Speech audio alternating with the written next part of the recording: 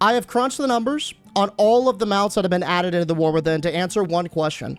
What is the rarest mount so far? I was just curious, out of all the things that have been added, what are people collecting and what's the rarest you can get? So let's get started. Starting with mount number 40, the Delver's Dirigible. I don't think this is a surprise to anybody.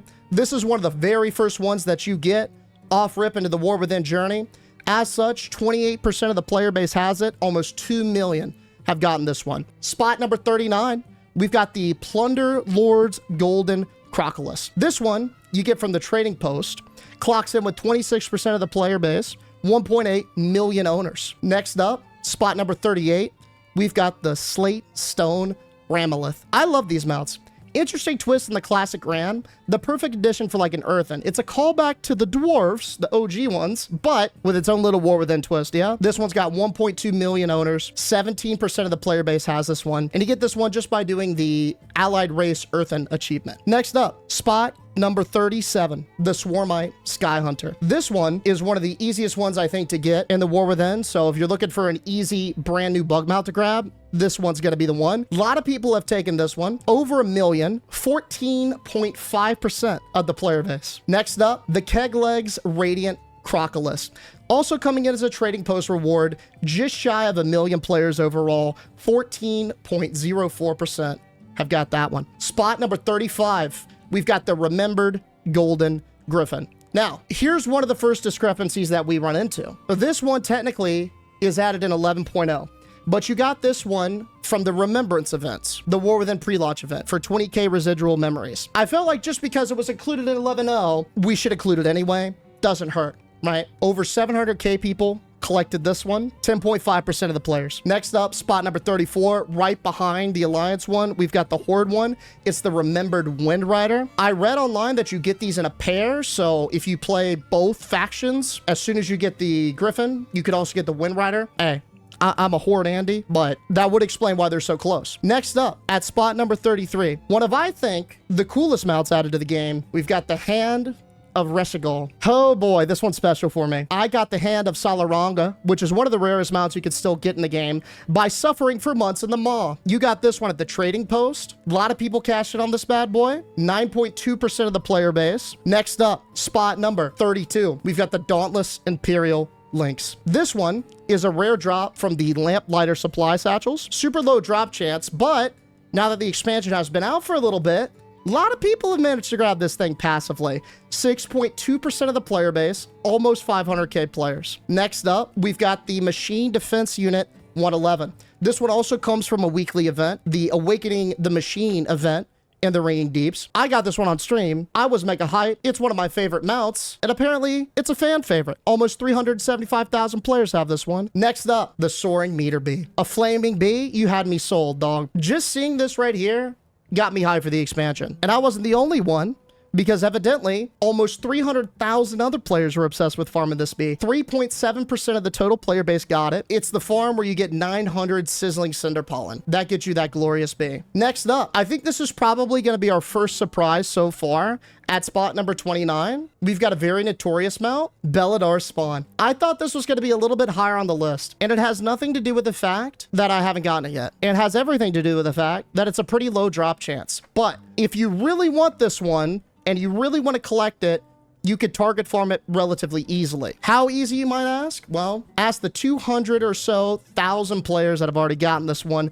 3.6% of the player base have gotten this rare drop from Belladar Spawn and Hollowfall. Next up, spot number 28, we've got the Widow's Undercrawler. These spiders are sick. They mimic the first boss in Arakara. Eerie as hell, very creepy, but awesome silhouette and great animations. You could get this one for 2,020 kedge when you reach the Conspirator rank with the Weaver. How many have done that? Over 200,000 players, 2.9% of the player base right now. Next up, we've got the Earthen Orodonts Ramolith. It's the Paladin Earthen mount. Now, if you were going to ask me, would there be over 100,000 Earthen Paladins created at this point?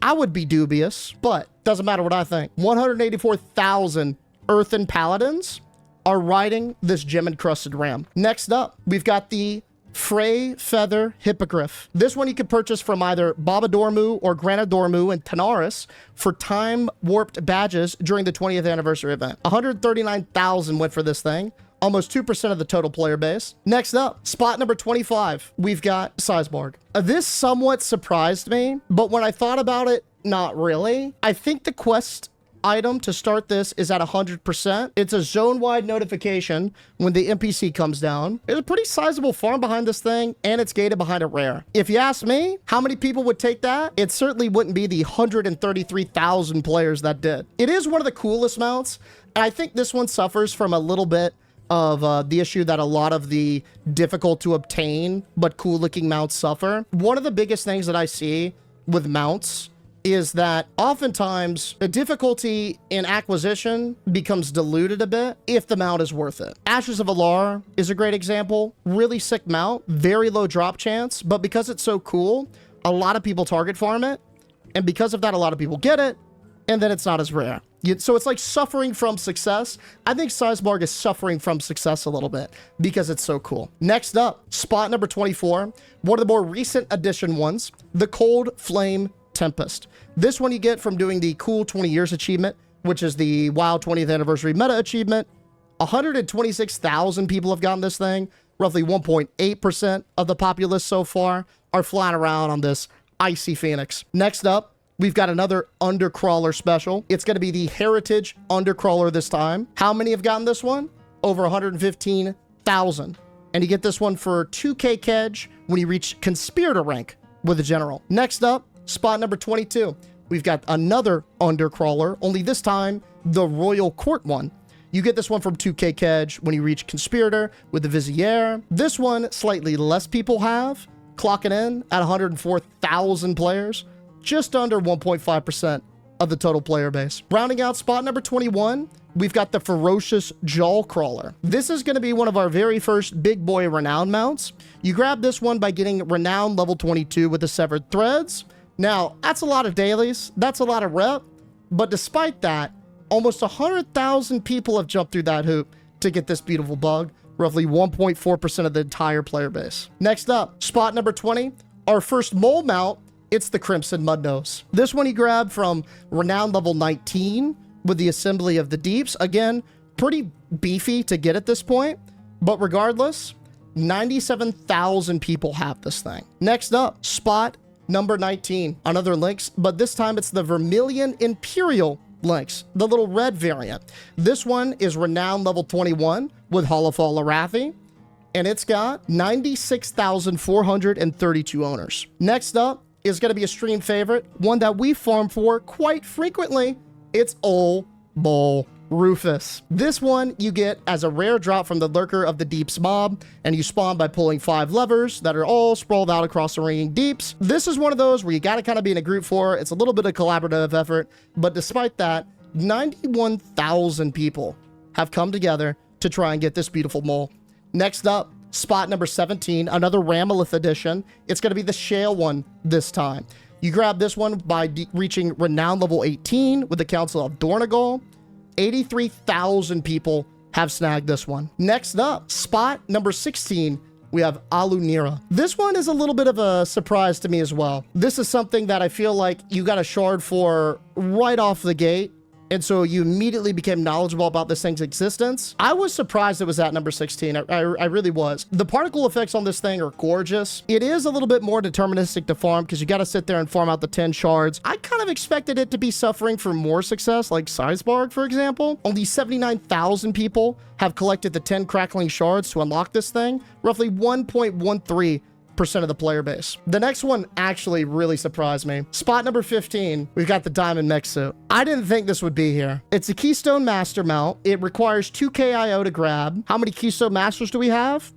Roughly 76,000. Next up, spot number 14, we've got the Aqua Marine Swarmite clocking in with over 75,000 owners. You could grab this one by reaching Renown level 23 with the Severed Threads. At spot number 13, we've got the Shackled Shadow mount. This one you get from reaching Renown level 23 with the Hollowfall Arathi, and it's got 67,578 owners. At spot number 12, we've got this beautiful bug. This is one of my personal favorite. It's the Ivory Goliathus mount. You get this one by doing the Glory of the Delver achievement. And if you're curious about that one, guess what?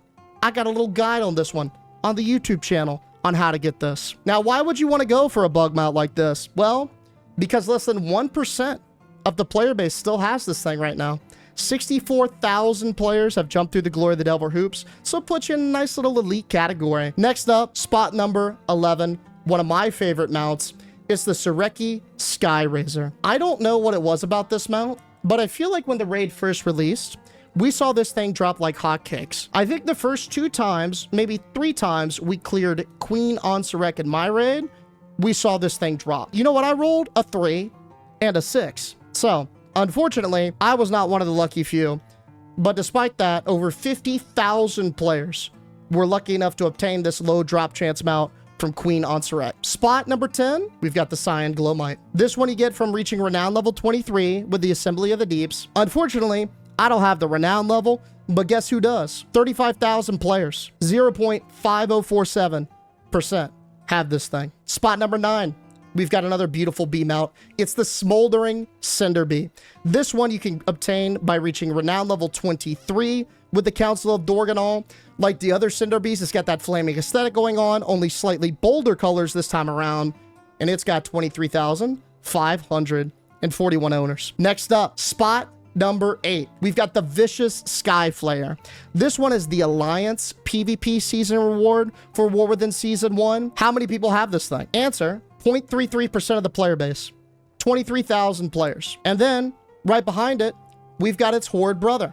The Vicious Sky Flare, same deal, except this is the Horde reward for PvP Season 1 of the War Within. Apparently, there are less Horde PvPers than Alliance PvPers, by a slight margin, because this one clocks in at barely over 20k. Next up, spot number 6, we've got the Shadowed Swarmite. I think this one, while it's got that Nerubar flair to it, it's admittedly way less cool, but seems a little bit more meticulous to get. Do you know why? Because this one comes from the Glory of the Nerubar Palace Raider. If you can get your guild group together, or even a pug group together to get this one, you will join an elite club, because only 19,271 individuals have this one. Next up, it's going to be the first of our top 5. It's the Stone Vault mech suit. I feel like a lot of the mech suit mounts are so cool that, again, like Sizebarg and some of the others, they suffer from success. But not this one. Just over 14,000 people have this thing. 0.2% of the player base have gotten this one as a rare drop from the last boss in Stone Vault on Mythic. Next up, spot number 4, we've got the last of the bees, the Raging Cinder Bee. I don't know what it is about this one that is so appealing. Maybe it's its overall red hue. Maybe it's the fact that it looks angry. Maybe it's the fact that its aesthetic matches the name. I don't know. But you get this beautiful bee from completing the Rufius's Bit achievement, which is the meta for the world PvP achievements in the War Within. That's a doozy. As such, very, very few individuals have managed to KO that one. In fact, just over 11,000 people have. Spot number 3 goes to the Crowd Pummeler 230. You might ask yourself, how do you get this thing? Strap in, because it's rough. Step 1, Kazalgar Engineering. Step 2, acquire roughly 3 million gold, because that is how much this thing is going to cost you in raw materials alone. Now, for just a little bronze and coal recolor, not to say that the mech suits aren't dope, but are they 3 million dope? I don't know. How many people are going to spend 3 million on this thing? If you ask me, not that many. Ended up being true. 3,800, 0.05% ownership on this mount. Spot number 2 goes to the Ascendant Sky Razor. This beautiful bug mount comes from Mythic Queen on Surek. Right now, as it stands, how many people have this thing? 224. 0.0032 have the Mythic Queen on Surek mount. But that's almost double what spot number 1 has. You want to know why? Guess what spot number 1? The Forged Gladiator's Fellbat. This mount right here, you earn by achieving Gladiator in the War Within Season 1. Keep in mind, still plenty of Season 1 to go. How many have already ground to the point where they could fly on this beautiful bat? 126. 0.0018. From this point forward, that's the list. But there are a couple things to keep in mind. We'll go over the data details because I know a couple of you guys are curious. As is the case usually with these lists, all of this data comes from publicly available sources. It's limited to NA and EU accounts. It was gathered on 11/05/24. Two big points with this. It excludes the cash shop mounts and promo mounts. Grizzly Bear, for example, promo mounts being the Mountain Dew ones, and certain 11.0.5 mounts, most of which had pretty poor data. So the Amani Hunting Bear, for example, or the Enchanted Spellweave Carpet, while those were recently added in the War Within, they're too recent, and it skews the data really, really hard. I mean, literally, if I included those based on what is gathered so far, they would be up there with a Fellbat, and come on now, that's Time Warp badges, right? So we got to give the data a little bit time to cook on those mounts. That's why I didn't include it. Aside from that, let's talk about how rarity is working for this list and how I kind of rank these. So first of all, when it comes to rarity, I view rarity as a measurement of ownership frequency.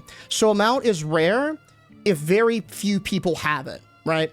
Now, there are two core factors when it comes to mount rarity that I see time and time again. I've done several of these lists for unobtainable mounts, a yearly obtainable series. The two biggest things that I've seen, recency.